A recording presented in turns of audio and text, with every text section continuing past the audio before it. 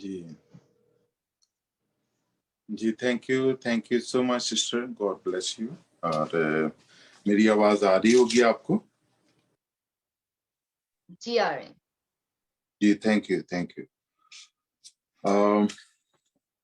हम खुदावंद की शुक्रगुजारी करते हैं इस बात के लिए कि आज हम फिर इस बात के लिए इकट्ठे हैं कि हम हर रोज जैसे अपनी जिस्मानी जरूरत को सामने रखते हुए अपनी बॉडी के लिए, अपने शरीर के लिए भोजन लेते हैं ताकि हम स्वस्थ रहें, और इसी तरह से हम आत्मिक तौर पर भी जब हम रूहानी तौर पर मसीह में जीते हैं तो हम अपनी रूहानी जो आत्मिक खुराक है उसके लिए भी फिक्रमंद रहते हैं ताकि हम दिन ब दिन हेल्दी रहें और मैच्योर होते चले जाएं, और हम मसीह में बच्चे ही ना रहें, हर वक्त दूध ही ना पीते रहें, बल्कि हम खालिस रूहानी दूध के साथ साथ और अच्छी, ताकि हम मसीह में बढ़ते चले जाएं। और जैसे कलाम में लिखे, तुम्हें वक्त के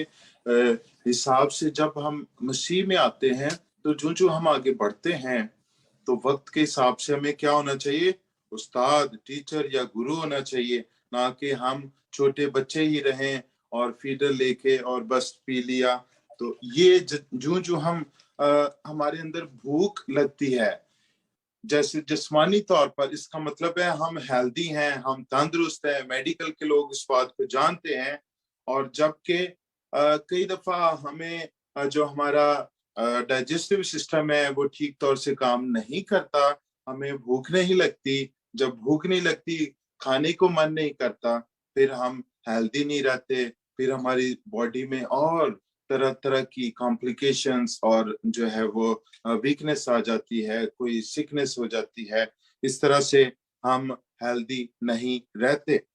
और अगर हम कलाम के वचन के भूखे प्यासे हैं, हम चाहते हैं कि हर रोज हम वचन में से अपनी जिंदगियों में लें नई चीजें, तो हम हेल्दी रहते हैं, स्वस्थ रहते हैं, और फिर हम मिच्योर रहते हैं। और कुछ भी जैसे हम देखते हैं कि हमें टेम्पटेशन ट्रायल्स में से गुजरना पड़े, हम उसको फेस कर लेते हैं, क्योंकि हम हमारे अंदर ये कुव्वत होती है कि हम ऐसे हालात में से गुजर सकें, उनका सामना कर सकें। Praise the Lord. हम खुदावंद की शुक्रगुजारी करते हैं इस बात के लिए। आइए हम चंद आयात खुदा के कलाम में से पढ़ते हैं। मत्ती की अंजील के 6 बाब में चलते हैं और उसकी 5वीं आयत से लेकर मैं पढ़ूंगा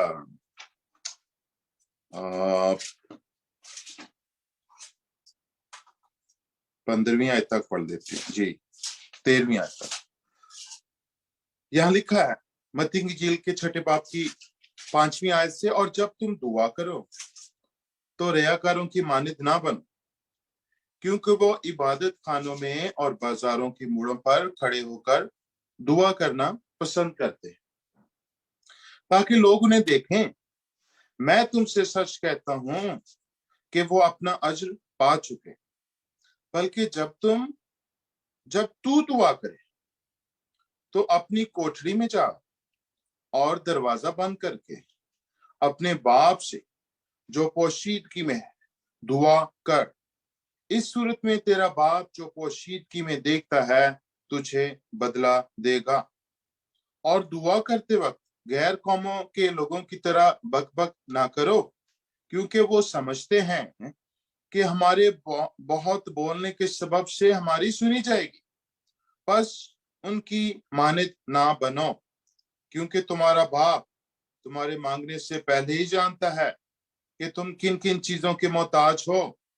बस तुम इस तरह दुआ किया करो कि आए हमारे बाप, तू जो आसमान पर है, तेरा नाम पाक माना जाए, तेरी बादशाही आए, तेरी मर्जी जैसी आसमान पर पूरी होती है जमीन पर भी हो।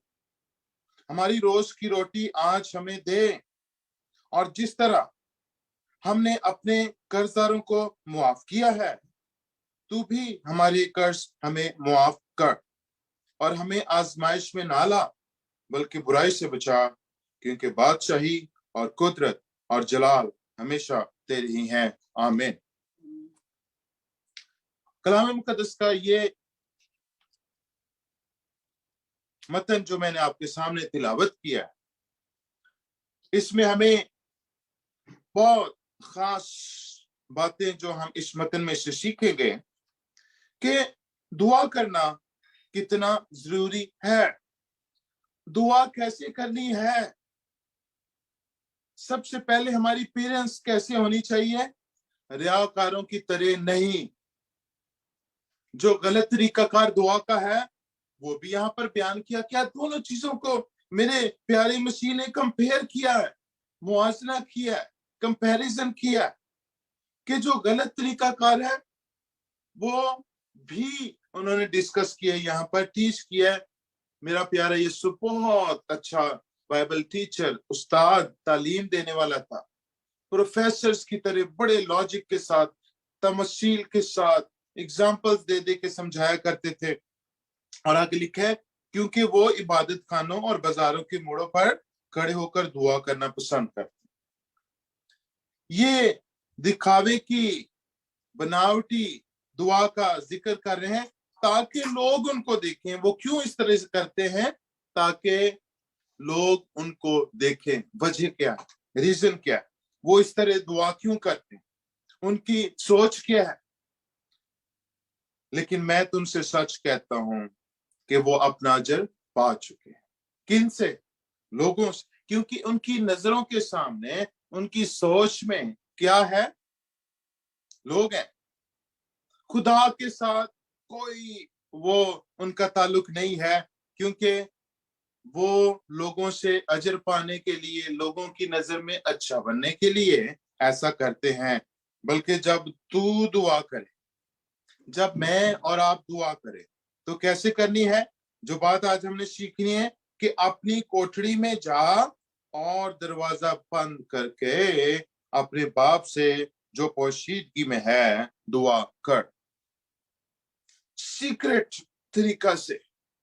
मतलब क्या है कि ये बाप के साथ पर्सन रिलेशन है, इसमें किसी और थर्ड पर्सन का जो है कोई रोल नहीं है।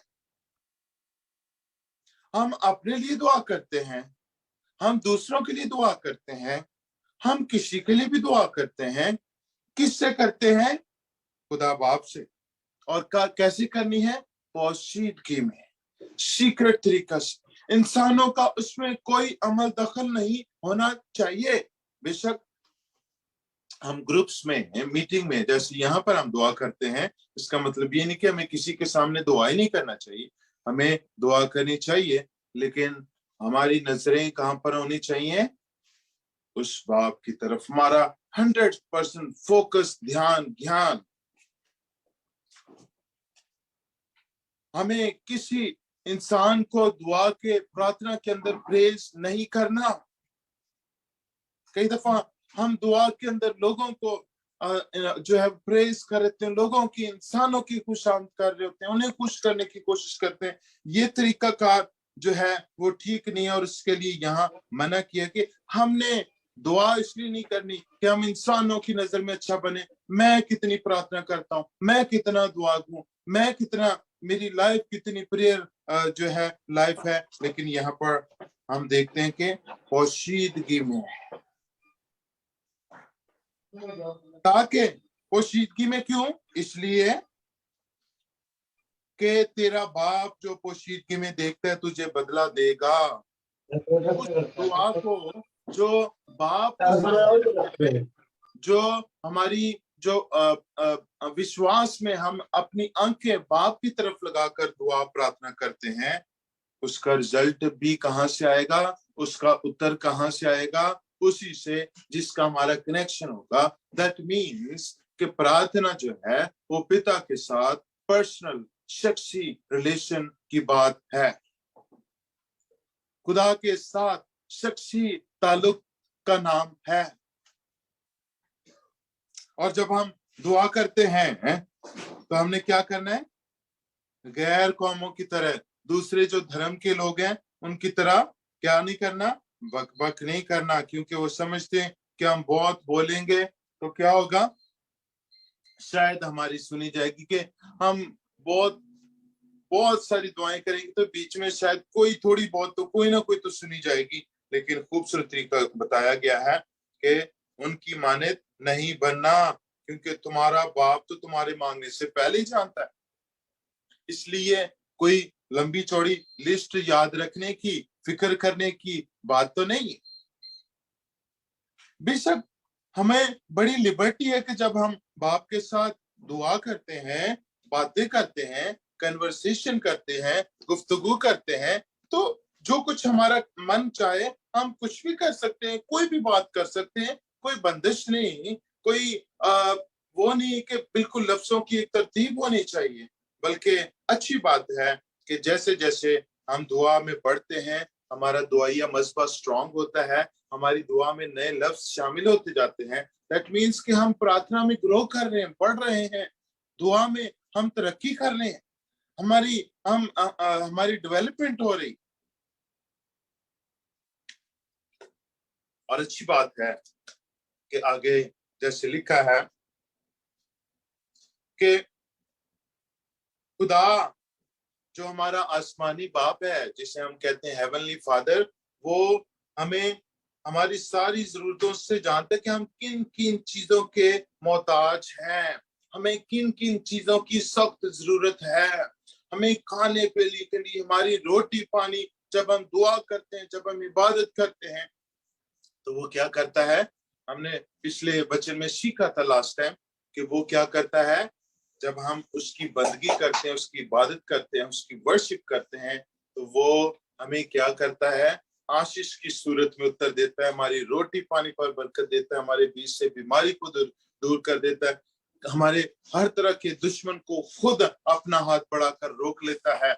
और फिर हमारे अंदर कोई हमारी फैमिली की प्रॉब्लम्स है, हमारी पर्सनल प्रॉब्लम्स है, हमारे शहर में, हमारे मुल्क में, हमारे कंट्री में कोई प्रॉब्लम नहीं रहता, क्योंकि वो खुद अपना हाथ बढ़ाकर हमारे परिवार को, हमारे देश को, हमारी सारी चीजों को वो खुद फिक्स कर देता है, और खुद जो है वो सारे हालात को नॉर्मल करने के लिए अपने हाथ को बढ़ाए रखता है। Praise the Lord. और फिर आगे खूबसूरत तरीका बताया गया कि तुम इस तरह से दुआ किया करो कि आए हमारे बाप, तू जो आसमान पर, तेरा नाम पाक माना जाए, तेरी बादशाही, तेरी मर्जी जैसी आसमान पर पूरी होती है, जमीन पर भी हो। ये हम खुदा को प्रेज कर रहे हैं, शुक्रगुजारी कर रहे हैं, तेरा शुक्र हो, तेरी तारीफ हो, प्रेज द लॉर्ड, सारा जलाल तुझे मिले। हम उसे धन्यवाद कहते हैं, हम उसे मुबारक कहते हैं, क्योंकि वो भला है, तू भला खुदा है, तू हमारे लिए भलाइयां पैदा करता है। जब हम उसकी शुक्रगुजारी करते हैं, जब हम उसका प्रेज एंड वर्शिप करते हैं, ये हमारी दुआ है कि हम खुश होते हैं कि तू ही हमारा सब कुछ है, तू ही हमारे सारे मसलों का, तू हमारे सारे सवालों का जवाब, तू ही हमारे सारे सवालों का उत्तर है। और फिर हम हमें अपनी बात करनी है।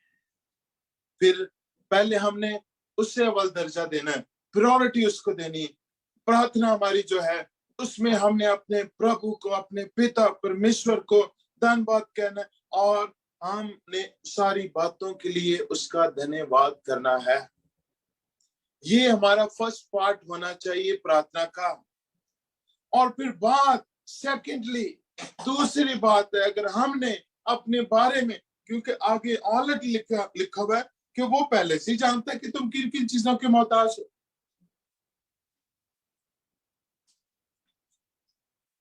इसलिए हमें फिक्र करने की जरूरत नहीं।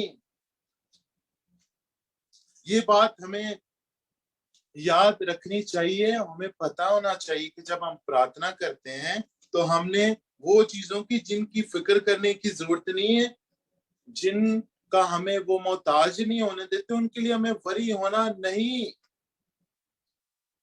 और ये बात की बातें सारी कि हमारे रोज की रोटी आज हमें दे, जिस तरह हमने अपने कसम को माफ किया तू भी हमारे कर्ज हमें माफ कर, जिस तरह हमने ये किया है। दैट मीन्स कि हम इस बात का कन्फेस करें कि हमने ये किया है और ये करना पड़ेगा और ये करना जरूरी है। अगर हम नहीं करते तो इसका मतलब लॉर्ड्स प्रेयर के अंदर हम क्या करते? झूठ बोलते। अगर हम नहीं करते और यहाँ पर हम जब दुआ करते तो कहते हम ये करते। ये एग्जाम्पल दी कि जिस तरह अगर किसी ने हमारी इंसल्ट की, किसी ने हमारी बेइज्जती की, किसी ने जो है किसी ने से कोई लेन देन में भूल चूक में कोई ऐसी बात हो गई, शायद किसी ने हमारे पैसे दे, शायद को वो भूल गया, शायद उसके पास देने की गुंजाइश नहीं है, तो कोई बात नहीं, मुझे उसको बार बार तंग करना, लड़ाई झगड़ा करना नहीं, बल्कि अगर उसने लिए इसलिए क्योंकि उसके पास देने की पावर नहीं है, अगर वो वापस नहीं दे सकता, हमें उसके लिए वरी नहीं होना। ये प्रैक्टिकल बात है। यहाँ पर उनको क्या करना है? माफ करना है, इसलिए कि खुदा खुदा हमें क्या कर रहा है? खुदा हमें माफ करता है।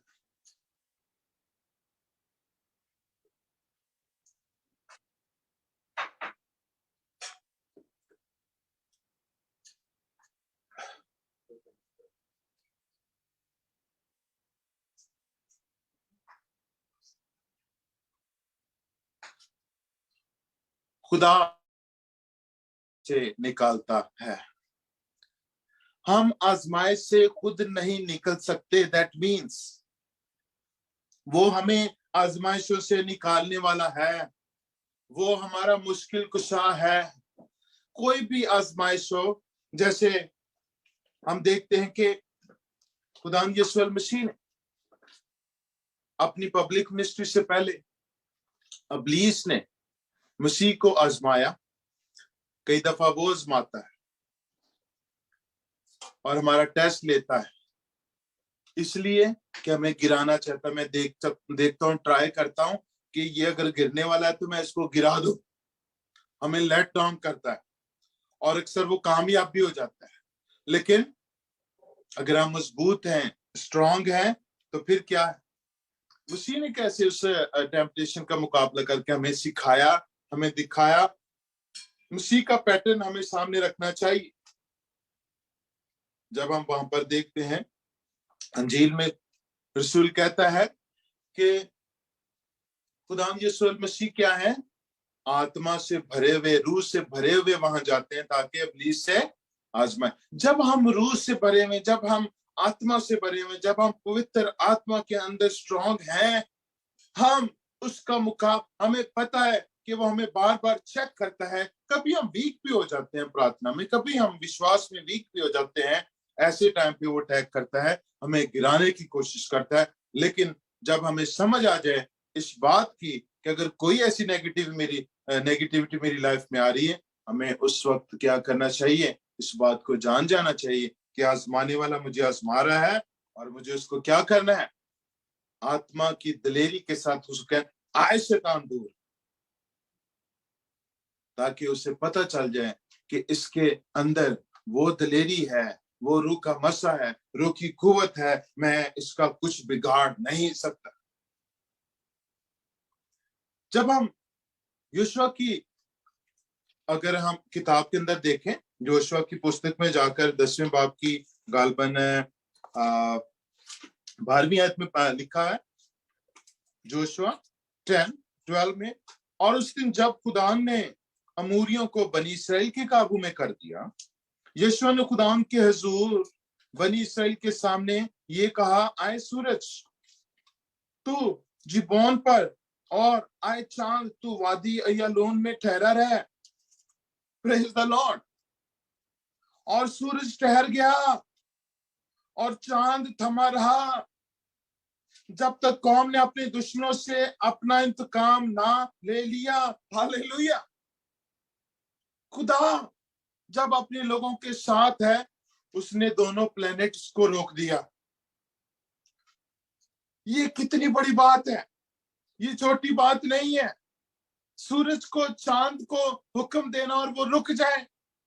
जो खुदा के हुक्म से काम करते हैं, जो खुदा के हुक्म से मूव करते हैं, जो खुदा की मर्जी से चलते हैं, रात को चांद दिखाई देता है, दिन को सूरज दिखाई देता है।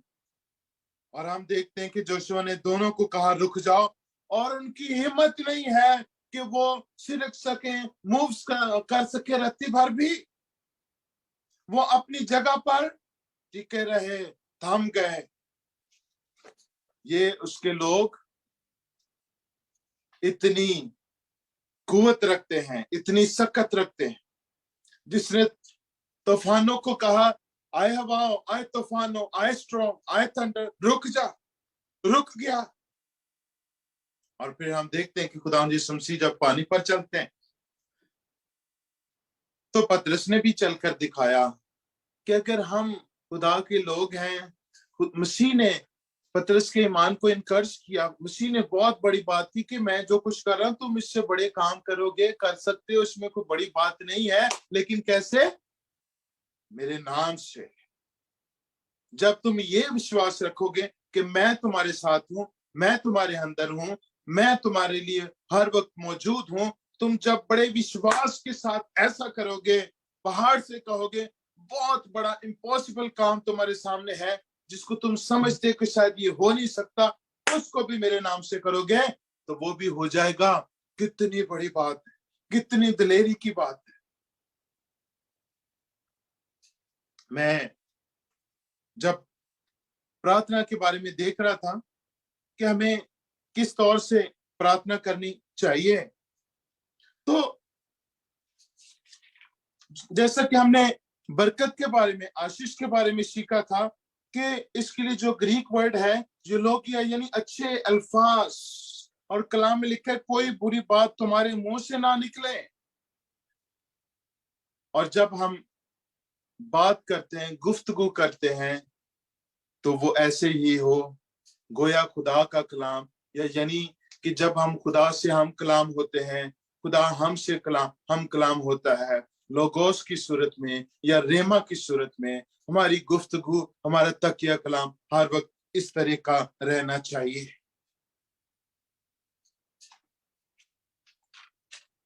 दुआए खैर हम दूसरों की भलाई के लिए, दूसरों की बेहतरी के लिए, जबकि इब्लीस इसके बिल्कुल टोटली अगेंस्ट हमारी सोच को बनाता है, वो हमारे अंदर नेगेटिविटी को लेकर आता है, और हम अपने सिर्फ अपना फायदा चाहते हैं, अपना भला चाहते हैं, और दूसरे का क्या करते हैं?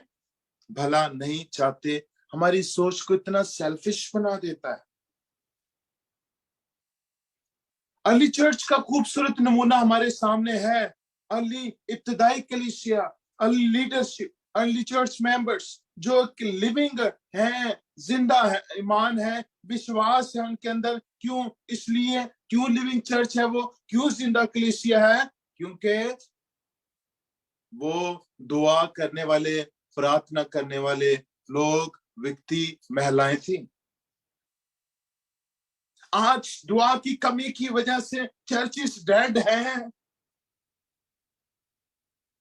इब्तदाई कलीसिया क्यों इतनी तेजी के साथ ग्रो करती, बढ़ती हुई, फैलती, तरक्की करती, स्ट्रांग होती हुई नजर आती है? जगह जगह रसूलों के ईमाल के अगर हम किताब में देखें, एक्ट्स में, तो वो दुआ रोजा में ठहरे हुए। पौलुस सलास जेल में चले गए, नो प्रॉब्लम, कलीसिया चर्च बदिलो जान दुआ कर रहे। पौलुस रसूल इस बात को देखते हुए कहते हैं कि मेरे लिए दुआ किया कर, क्योंकि उनके ऊपर भी ऐसे वक्त अक्सर आते। और जैसे कहते कि मैं खुदा उनने जैसे मसीह यीशु को देखते हैं, बुजुर्ग पौलुस रसूल, सेंट पॉल का भी ये पैशन था, वो चाहते थे कि कलीसिया को, विश्वासियों को ज्यादा से ज्यादा तालीम दी जाए, सिखाया जाए। इसकी जरूरत है क्योंकि वो नए विश्वासी ईमानदार हैं। अगर चर्च प्रार्थना में स्ट्रांग नहीं है, तो ये सिर्फ और सिर्फ धर्म है, इसमें कोई स्पिरिचुअलिटी नहीं है, इसमें कोई स्पिरिचुअल ग्रोथ नहीं है, कोई आत्मिक तरक्की नहीं हो सकती।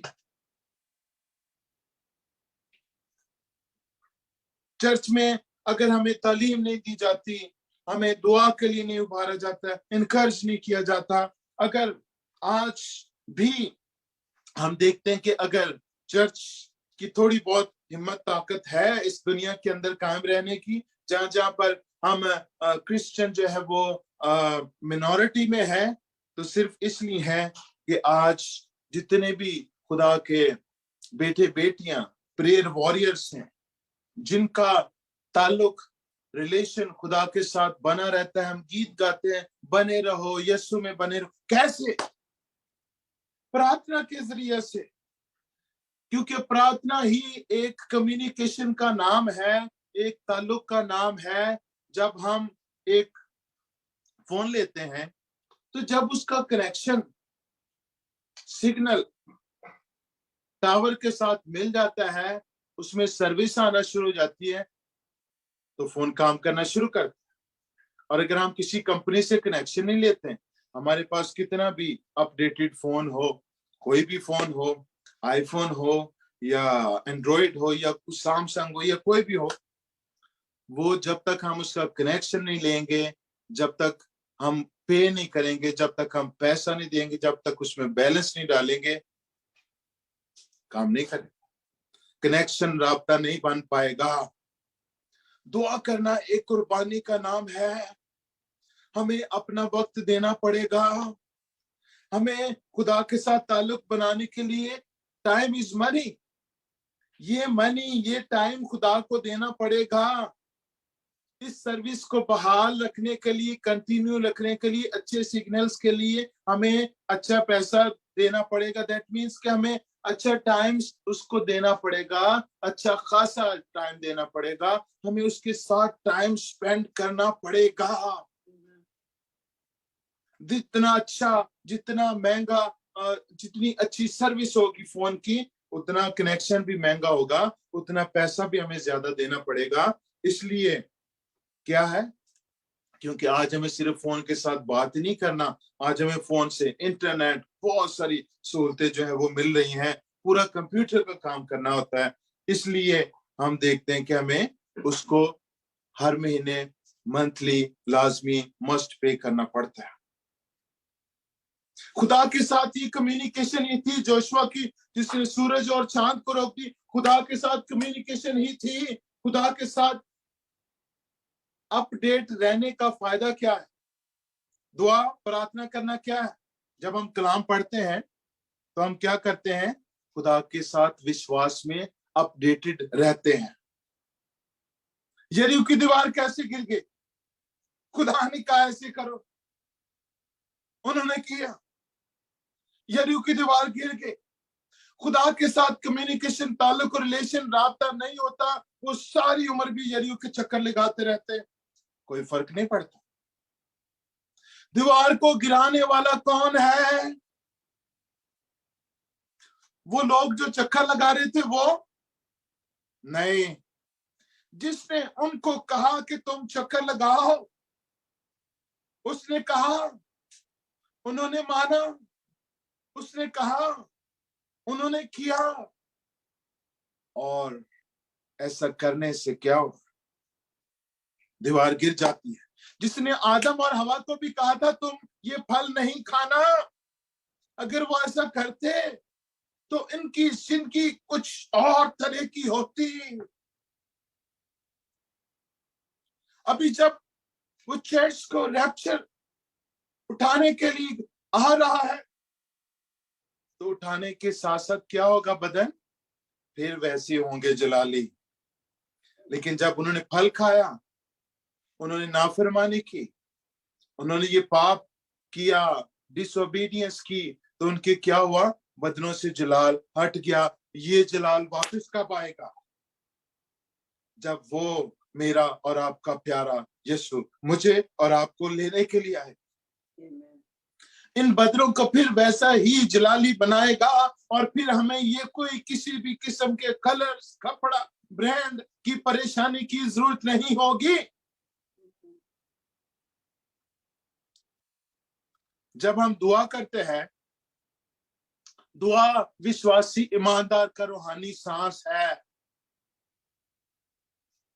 दैट मीन्स कि जब हम दुआ करते हैं, हम क्या करते हैं, खुदा को अपने अंदर इनहेल करते हैं, और जब हम एक्सहेल करते हैं, यानी कि हम अपनी सांस तो बाहर निकालते हैं, तो हमारे अंदर जो पुरानी चीजें हैं वो निकलती रहती हैं। और कलाम में क्या लिखा है, देखो पुरानी चीजें जाती रही। कैसे? हम अपने अंदर से पुरानी इंसानियत, पुरानी चीजों को कभी नहीं निकाल सकते। हम कितने भी जतन क्यों ना करें, इम्पॉसिबल है। कैसे पॉसिबल हो सकता है? जब हम अपने अंदर फ्रेश ऑक्सीजन को लेंगे तो वो क्या होगा, हमारे अंदर से जो पुरानी चीजें हैं, पुरानी इंसानियत है, खराब चीजें हैं जो खुदा को पसंद नहीं, हमारे विश्वास में आने से पहले, मसीह में आने से पहले, क्राइस्ट को एक्सेप्ट करने से पहले हमारी जिंदगी में थी, और वो बैठी हुई है, निकलने का नाम नहीं लेती। जब हम दुआ करते हैं तो वो फ्रेश रेमा, फ्रेश लोगोस, खुदा का कलमा, यीशु हमारे अंदर जाता है, और हमारे अंदर विश्वास पैदा होना शुरू हो जाता है।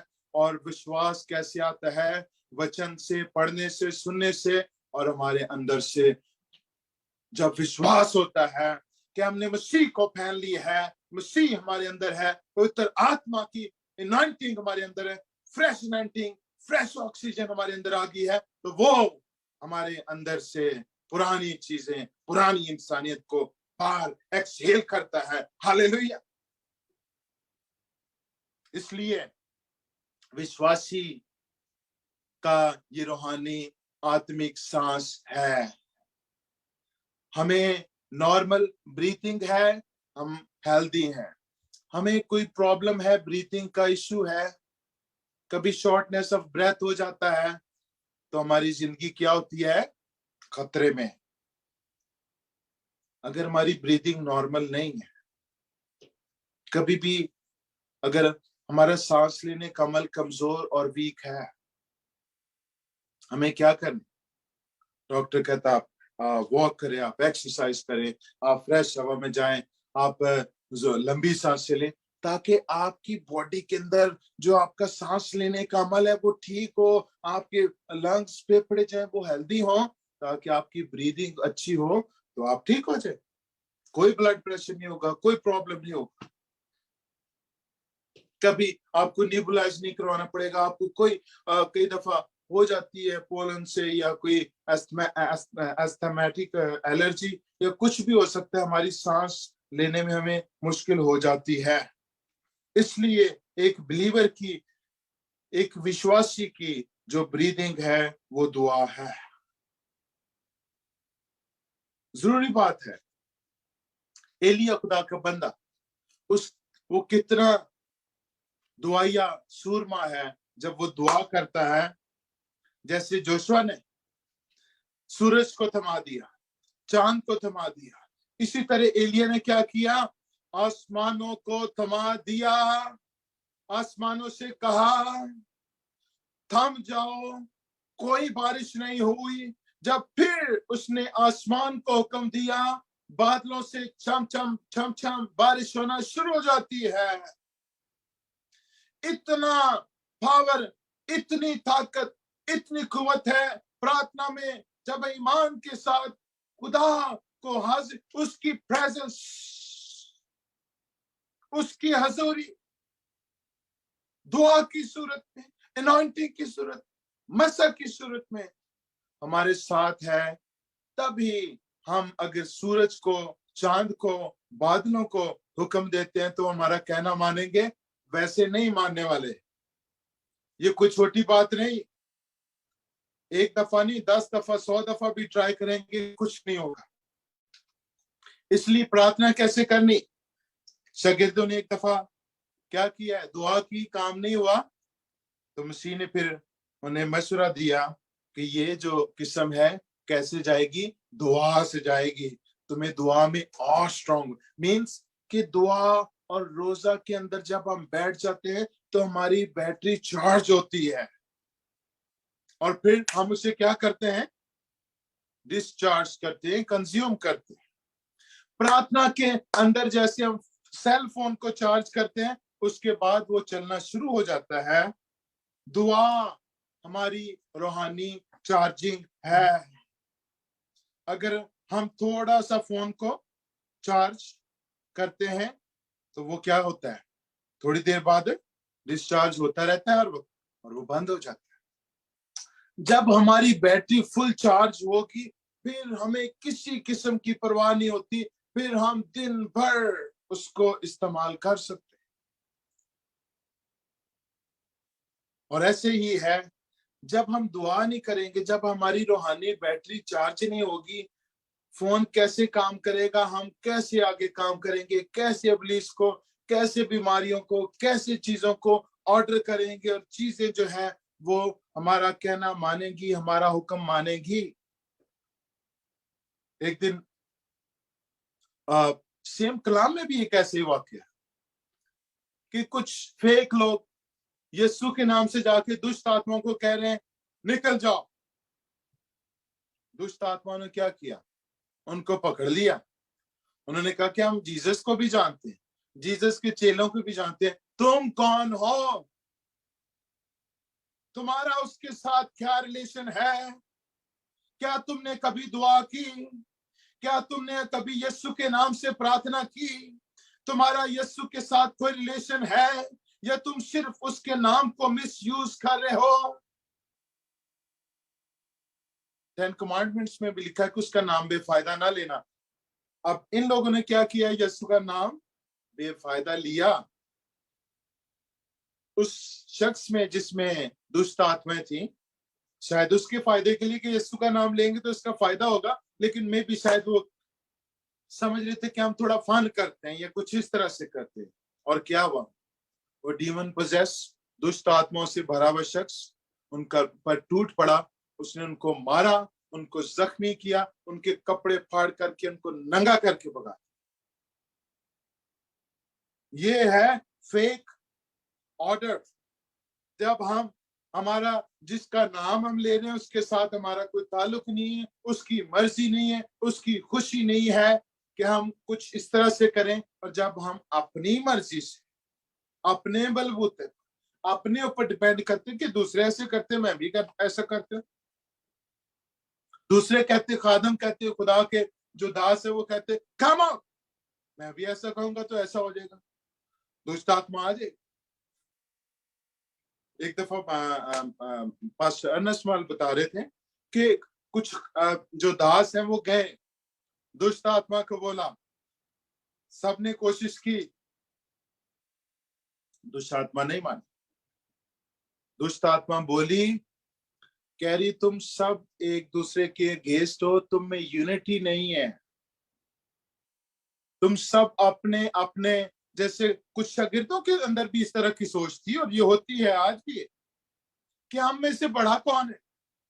तुम तो इस तरह का ज़हन रखते हो, पहले तुम एक दूसरे के अंदर से दुष्ट आत्मा निकालो तो फिर आके मुझे निकालो।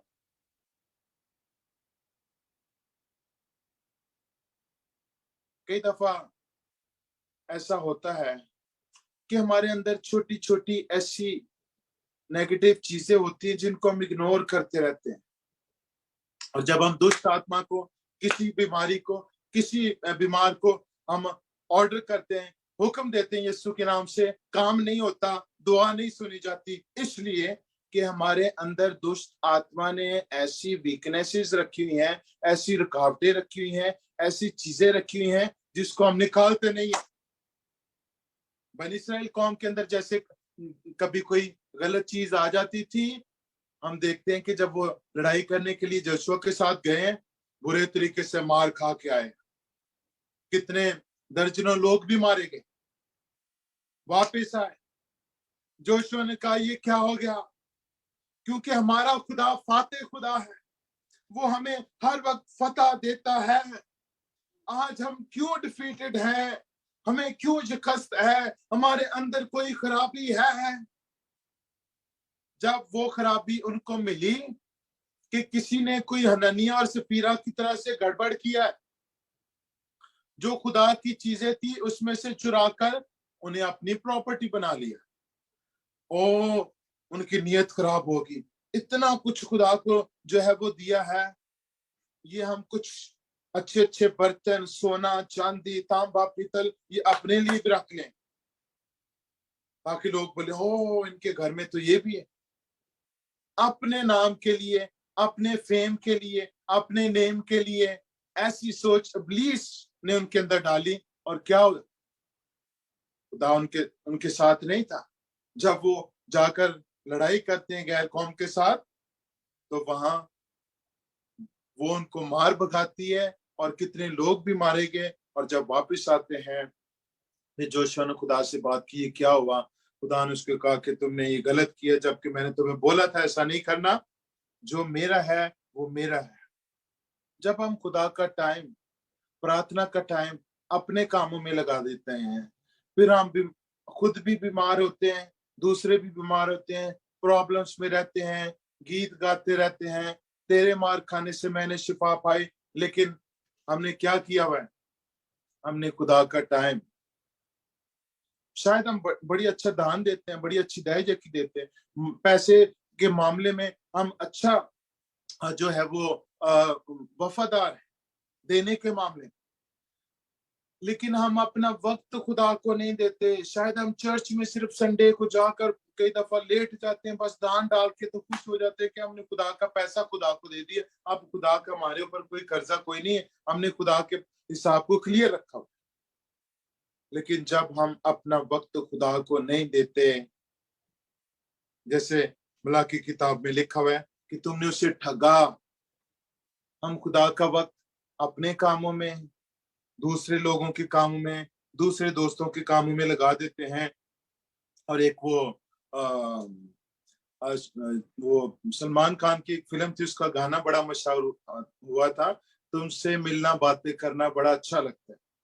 कई दफा हम बिला वजह लोगों के साथ ऐसे फजूल किस्म की बातें कर करके अपना टाइम बर्बाद कर देते हैं, और जब दुआ का वक्त आता है, दुआ की बारी कहती है, ओह नहीं हम तो बड़े बिजी हैं, और टाइम ये वाला हमने कहा दूसरे लोगों के साथ गुजार दिया। क्योंकि वो सलमान खान ने हमारे अंदर एक ऐसी सोच क्रिएट कर दी कि दूसरों से मिलना बातें करना बड़ा अच्छा लगता है। कई लोग को बड़ा अच्छा लगता है दूसरों के साथ बातें कर करके अपना टाइम वेस्ट करना, दूसरों के साथ शायद वो वैसे बैठकर एक दूसरे के साथ टाइम स्पेंड करें या फोन पे करें, उनको बड़ा अच्छा लगता है अपना वक्त बर्बाद करना, दूसरे लोगों का वक्त बर्बाद करना बिला वजह, बिला मकसद। इसलिए हमें इन चीजों को मैनेज करना है। हम किस तरह वक्त निकाल कर खुदा की हजूरी में बैठकर, खुदा के चरणों में बैठकर, उसके कदमों में आकर मसीह ने कहा बच्चों को मेरे पास आने दो, उन्हें मना ना करो, क्योंकि आसमान की बादशाही ऐसे। क्यों? खुदा उन्हें सिखाना, उन्हें ब्लेस करना चाहता है, टच करना चाहता है, छूना कर चाहता है। हम जब उसके बेटे बेटियां इसी तरह उसके चरणों में, उसके कदमों में आते हैं, तो क्या होता है? वो हमें ब्लेस कर देता है। जब हम उसके पास आते हैं, वो इसी तरह से खुश होता है। जब हम उसके बेटे और बेटियां होते हुए, जब हमारी उसके साथ कम्युनिकेशन बनी रहती है, अब्राहम की खुदा के साथ कितनी अच्छी कम्युनिकेशन है। जैसे उसने छुरी निकाली चलाने के लिए, कितना अपडेटेड है, लम्हा बा लम्हा, नो डिले। कई दफा हम कितने कितने दिन प्रार्थना नहीं करते, बिजी हैं, टाइम नहीं, थके हुए, शादियों में बिजी, लेकिन हम खुदा के बंदा अब्राहम को देखें ऑन टाइम। जब हम खुदा के टाइम पे खुदा से बात करते हैं, तो फिर जब खुदा को हमारे साथ बात करने की जरूरत पड़ती है, खुदा बर वक्त ऑन टाइम हमसे बात करता है। इससे पहले कि हम परेशान हो, इससे पहले कि हम मोहताज समझने लगे अपने आप को, वो हमें क्या कर देता है? उत्तर देता है, हमसे बात करता है। हमें उस मुश्किल वक्त में, जिंदगी का ये बड़ा मुश्किल वक्त था बाप अब्राहम के लिए, बहुत मुश्किल बन जाती अगर खुदा उससे बात ना करता, डिले आ जाता तो। खुदा किस तरह से वक्तन फतन हमसे बातें करता है, हालात कैसे भी क्यों ना हो, कोरोना आए जाए, किधर भी जाए, खुदा अगर हमारे साथ बात करता है, हमारी खुदा के साथ बात अच्छी है। कई दफा हम कहते हैं कि हमारे बड़े रिलेशन है, हमारे बड़े पीआर से, हमारे बड़े ताल्लुकात हैं, अगर हमें कोई चीज की जरूरत पड़ी, पैसे की जरूरत पड़ी, सिफारिश की जरूरत पड़ी, फलाना मंत्री हमारा जानने वाला, फलाना, और कई दफा हम खुदा से अपना ध्यान हटाकर लोगों पर लगा लेते हैं। आज भी कई लोग इंसानों के अंदर खुदा को ढूंढ रहे हैं, पीरों फकीरों के अंदर। कई लोग खुदा के खादमों के अंदर, शायद कि वो उसकी मीटिंग में चले जाएंगे तो ठीक, लेकिन पर्सनल रिलेशन तब तक हमारा खुदा के साथ नहीं है। और कलाम में लिखा हुआ है कि अगर किसी के अंदर दुष्ट आत्मा है, अगर वो निकल जाती है, कोई खादम, कोई खुदा का दास उस पर दासी दुआ करते हैं, वो निकल जाती है। जब आपका खुदा के साथ ताल्लुक नहीं, जब आपका खुदा के साथ रिलेशन है, वो फिर आएगी और साथ क्या है, बहुत सारी और भी लेकर आएगी, और फिर वो पूरा लश्कर बन जाएगा, और फिर वो और ज्यादा मुसीबत बढ़ जाएगी। अगर हमारे अंदर ये सोच है कि हम किसी से प्रार्थना करवाएंगे, हमारे अंदर से ये बीमारी निकल जाए, हमारे अंदर से ये दुष्ट आत्मा निकल जाएगी, और फिर क्या होगा, हम हमेशा हमेशा के लिए ठीक हो। अगर ये खाली है, वो फिर दोबारा ज्यादा स्ट्रांग होके आएगी, ताकि उसको वो वाला दास दासी जिसने पहले निकाला था, शायद उसके लिए फिर दोबारा निकालना भी हो सकता है मुश्किल हो जाए, क्योंकि वो स्ट्रांग है। इसलिए लास्ट टाइम मैं आपसे कह रहा था कि कई दफा हमारी जिंदगी में कोई रुकावट होती है, कमी होती है, इसलिए बीमारियां आकर हमें तंग करती हैं, लेकिन कई दफा ये खुदा के जलाल के लिए भी होती हैं। मैं ये बात मेंशन करना लास्ट टाइम भूल गया था कि कई दफा अय्यूब की तरह हमारे ऊपर बीमारी मुसीबत आती है, इसलिए कि हमारा खुदा हमें चेक करता है कि मेरा बेटा और बेटी ये मजबूत है, और इब्लीस इसका कुछ नहीं बिगाड़ सकता, क्योंकि ये मेरे साथ वफादार है, मैं इसके साथ वफादार हूं। और खुदा ऐसे हालात के अंदर हमें टेस्ट करता है, इसलिए वो हमारा इम्तिहान लेता है। उसे पता है इसने इस ट्रायल में, इस इम्तिहान में, इस टेम्पटेशन में, इस एग्जाम में, इस टेस्ट में पास हो जाना है। हालेलुया। कई अगर हमारे अंदर कोई ऐसे, हमारे बदन में कोई ऐसा रोग आ गया है, तो हमें इस बात को सामने रखना चाहिए कि जैसे अयूब के बदन में रोग ला आया, बीमारी आई, सिकनेस आई, डिजीज आई, परिवार पूरा बर्बाद हो गया, खुदा ने उसे टेस्ट किया, खुदा ने उसका इम्तिहान लिया, वो पास हो गया, और ना सिर्फ पास हुआ बल्कि बहुत अच्छे एक्स्ट्राऑर्डिनरी नंबरों के साथ पास हुआ। जो पहले खुदा ने, वो खुदा के साथ वफादार था, टेस्ट में जितने नंबर थे उसके, इस टेस्ट में आकर उसके नंबर क्या हो गए, डबल हो गए। उसकी सारी चीजों के नंबर्स क्या हैं, डबल हो गए। खुदा ने उसे डबल आशीष दी, हर चीज उसे डबल डबल डबल डबल थी। अगर हमारी जिंदगी में भी अयूब की तरह आज ऐसी सिचुएशन है, शायद खुदा हमें अयूब की तरह, अपने बंदा की तरह डबल ब्लेस करना चाहता है। खुदा मुझे और आपको ये फजल दे कि हम दुआ, प्रार्थना, जो हमारा खुदा के साथ पर्सनल रिलेशन है, उसे बहुत ज्यादा स्ट्रॉन्ग बनाए, उसे इम्पोर्टेंस दें, उसे प्रायोरिटी दें ताकि हमारे बदनों से उसका जलाल जाहिर हो। Thank you so much and God bless you all. Man thank you pastor, so blessed. हमेशा की तरह आज भी हम ब्लेस हुए, बल्कि खुदा के